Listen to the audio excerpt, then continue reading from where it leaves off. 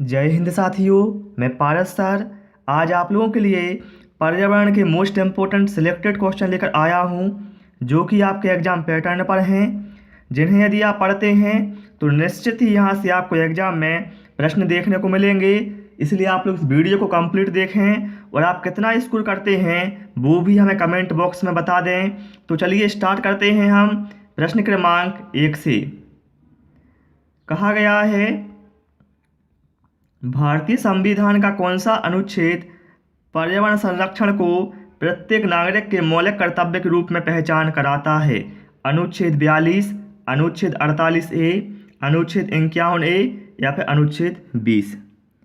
तो देखिए, प्रत्येक नागरिक का कर्तव्य है कि वो अपने पर्यावरण का संरक्षण करे, और ये कहा गया है संविधान के अनुच्छेद 51A में। ठीक है, सारे क्वेश्चन महत्वपूर्ण हैं, इसलिए मैंने पहले ही बोल दिया आपसे वीडियो कंप्लीट देख लेना। भूतापीय ऊर्जा किस प्रकार का संसाधन है? पारंपरिक और नवीनीकृत, अपारंपरिक, अनवीनीकृत, अपारंपरिक, नवीनीकृत, पारंपरिक, अनवीनीकृत। बताएं यहाँ पर आप लोग राइट आंसर क्या होगा। सबसे पहला क्वेश्चन बनता है कि भूतापीय ऊर्जा क्या होती है। तो देखिए साथियों, पृथ्वी के अंदर से निकलने वाले गर्म जल के झरनों से भूतापीय ऊर्जा हमें प्राप्त होती है, और यह जो ऊर्जा है वह अपारंपरिक और नवीनीकृत होती है। अर्थात ऑप्शन सी यहाँ पर राइट आंसर हमारा हो जाएगा। इसका उपयोग खाना बनाने, बिजली बनाने आदि कार्यों में किया जाता है। इससे प्रदूषण नहीं होता है। ठीक है, प्रश्न क्रमांक 3 पर आते हैं। पेड़ों की कटाई घटाती है वर्षा, मृदा अपरदन, भूस्खलन या फिर ये सभी। आप लोग अपना आंसर सिलेक्ट करें, क्या होगा। तो देखिए साथियों, पेड़ों की कटाई का सीधा प्रभाव हमारे परितंत्र पर पड़ता है। यदि पेड़ों की कटाई होगी तो क्या है, इससे जो मृदा का अपरदन है वो अधिक मात्रा में होगा और भूस्खलन भी अधिक मात्रा में होगा। तो देखिए यहाँ पर क्या है, वर्षा, मृदा अपरदन, भूस्खलन या फिर ये सभी। तो देखिए, पेड़ों की कटाई से मृदा अपरदन घटेगा नहीं बल्कि बढ़ेगा, तो ये तो हो नहीं सकता। पेड़ों की कटाई से भूस्खलन क्या है, बढ़ता है, घटता नहीं है।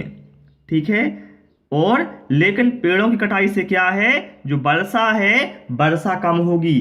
ठीक है, इसलिए कहा जाता है वृक्षों का होना अनिवार्य है। ऑप्शन ए यहाँ पर राइट आंसर हमारा हो जाएगा। प्रश्न क्रमांक 4 पर आते हैं। खाद्य, प्रकाश तथा स्थान के लिए अधिक संघर्ष होता है। यहाँ पर है 4 ऑप्शन। आप लोग जल्दी से 4 ऑप्शन को पढ़ लें, फिर आप लोग अपना आंसर सेलेक्ट करें, क्या होगा। और आपसे रिक्वेस्ट साथियों, वीडियो पसंद आ रहा है वीडियो को लाइक कर दें, क्योंकि इतना अच्छा प्लेटफॉर्म आपको कहीं नहीं मिलने वाला है। मैं आप लोगों के लिए बहुत आसान भाषा में हर प्रश्न को समझाता हूँ। तो देखिए यहाँ पर हमारा राइट आंसर होगा ऑप्शन ए, नज़दीकी संबंधित जातियों के मध्य जो एक ही स्थान में उग रही हों। अर्थात क्या है, देखिए यदि एक ही प्रजाति के जो पौधे हैं वो पास पास उगते हैं तो क्या होता है, खाद्य मतलब उनके भोजन में, प्रकाश और स्थान के लिए अधिक संघर्ष होता है। क्योंकि देखिए प्रजाति क्या है, पौधों की मिलती जुलती है। तो मान लो इस पौधे को क्या है, अधिक मात्रा में नाइट्रोजन चाहिए, इसको भी चाहिए नाइट्रोजन, इसको भी चाहिए नाइट्रोजन। तो क्या है, इसमें क्या है, जो मात्रा है वो तो सीमित है, लेकिन यहाँ पर इनकी डिमांड क्या है, बहुत ज़्यादा हो जाती है। तो इस तरह से इनमें संघर्ष होता है। ठीक, प्रश्न क्रमांक 5 पर आते हैं। मीजोजोइक युग निम्न प्राणियों का युग माना जाता है? उभयचर जीवों का, सरीसृप जीवों का, पक्षियों का या फिर स्तनधारी जीवों का। तो देखिए साथियों, यहाँ पर हमारा राइट आंसर होगा ऑप्शन बी, सरीसृप जीवों का।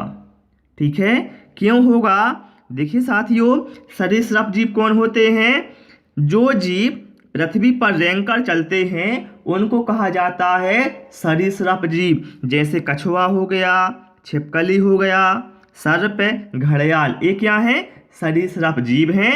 और क्या कहा जाता है इनको, मीजोजेइक युग। ठीक है, चलिए प्रश्न क्रमांक 6 पर आते हैं।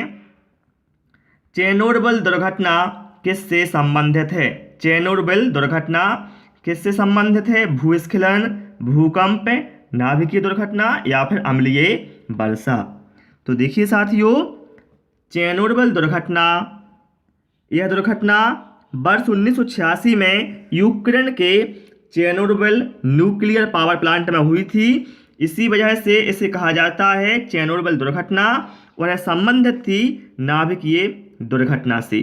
ठीक है, और इसे दुनिया का सबसे बड़ा परमाणु हादसा माना जाता है, ये आप लोग ध्यान रखना। प्रश्न क्रमांक 7, भागीरथी नदी का उद्गम स्थल क्या है? पिंडारी ग्लेशियर, संतोपथ ग्लेशियर, चौराबाड़ी झील या फिर गंगोत्री ग्लेशियर। तो भागीरथी नदी का उद्गम स्थल है गंगोत्री ग्लेशियर। ठीक है, और महत्वपूर्ण पॉइंट ध्यान रखना, भागीरथी नदी पर जो हमारा टिहरी बांध है वो भागीरथी नदी पर ही बना है। ठीक है, और भागीरथी नदी देवप्रयाग में अलकनंदा नदी के साथ मिलती है और इस तरह से गंगा नदी वहाँ पर बनती है। ठीक है, चलिए प्रश्न क्रमांक 8 पर आते हैं। कहा गया है मीनी माता रोग प्रदूषण जनित रोग जो परिणाम है समुद्र में बिखरे तेल का, वायुमंडल में आर्सेनिक जमा होने का, औद्योगिक पारा व्यर्थ को छोड़ने में, मनुष्य के कार्बनिक व्यर्थ को पीने के पानी में छोड़ने का। तो देखिए साथियों, जो मेनी माता रोग है यह परिणाम है जो औद्योगिक व्यर्थ पारा होता है उसे पानी में छोड़ा जाता है, और जब हम उस पानी को पीते हैं तो हमें क्या है, मेनी माता रोग हो जाता है।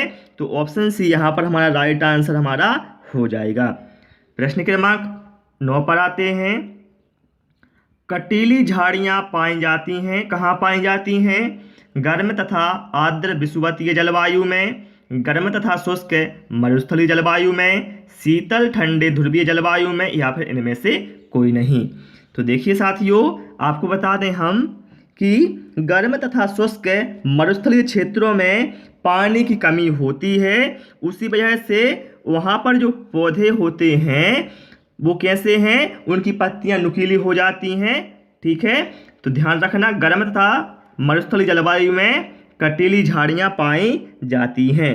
ठीक है, प्रश्न क्रमांक 10 पर आते हैं। समुद्री प्रदूषण के कारण नष्ट हो रहे हैं भूमध्य रेखीय वन, पतझड़ वन, कोणधारी वन या फिर मैंग्रोव वन। तो यहाँ पर राइट आंसर हमारा होगा मैंग्रोव वन। क्यों होगा, देखिए इसको समझ लीजिए आप, क्योंकि मेरा उद्देश्य है जब तक मैं आपको प्रश्न ना समझाऊं तब तक मुझे पढ़ाने में मज़ा ही नहीं आता है। मैंग्रोव वन, क्योंकि मैंग्रोव वन समुद्र तटीय क्षेत्रों में खारे जल में उगते हैं, और जब वहाँ का जो जल है वो प्रदूषण हो जाएगा तो इससे क्या है, मैंग्रोव वन पर भी प्रभाव पड़ेगा। मैंग्रोव वन को ज्वारीय वन भी कहा जाता है। ठीक है, मैंग्रोव वन कहाँ में है, जब भारत में जैसे पश्चिम बंगाल में क्या है, मैंग्रोव वन या ज्वारीय वन। ठीक, प्रश्न क्रमांक 11 पर आते हैं। भारतीय वन संशोधन अधिनियम 2017 में वृक्षों की सूची से निकाल दिया जाने वाला पौधा कौन सा है? सरकंडा, गन्ना, खजूर या फिर बांस।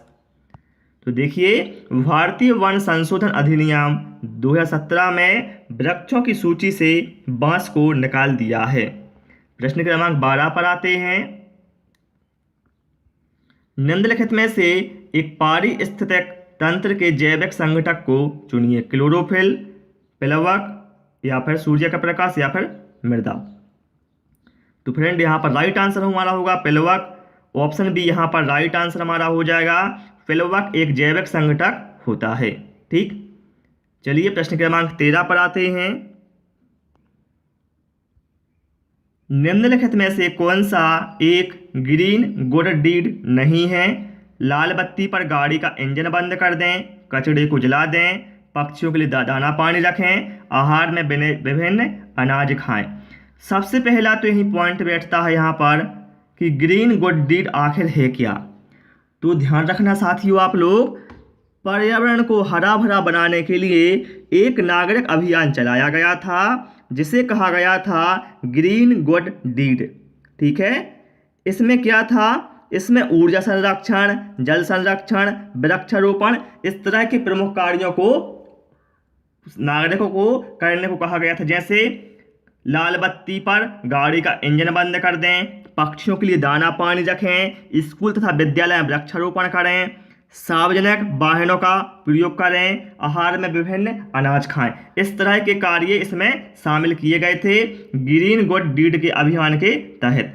लेकिन ऑप्शन बी में क्या कहा गया है, कचरे को जला दें। तो भैया ये इसका हिस्सा नहीं था, क्योंकि यदि हम कचरे को जलाएंगे तो इससे क्या है, वायु प्रदूषण होगा भाई, है ना। प्रश्न क्रमांक 14 पर आते हैं। 16 घास स्थल कहाँ पाए जाते हैं? पश्चिमी घाट, हिमालय, पूर्वी घाट या फिर विंध्याचल। तो साथियों जो 16 घास स्थल हैं ये पाए जाते हैं पश्चिमी घाट में। ऑप्शन ए यहाँ पर राइट आंसर हमारा हो जाएगा। क्लियर। तो इसमें साथियों हमने आज 14 क्वेश्चन इंक्लूड किए थे जो कि मैंने आपको व्याख्या साथ बता दिए हैं। आपको क्लास कैसी लगी हमें कमेंट करके अवश्य बताएं, और क्लास पसंद आई हो तो वीडियो को लाइक कर दें, जो भी आपके फ्रेंड हैं उनके साथ शेयर करें, और यदि आप नए हैं तो चैनल को सब्सक्राइब करें, और साथ ही साथ अब जो बाजू वाला बेल आइकन है उसको जरूर प्रेस कर देना और ऑल नोटिफिकेशन सेलेक्ट कर देना, जिससे आपको हर वीडियो का नोटिफिकेशन मिलता रहे। Thanks for watching this video.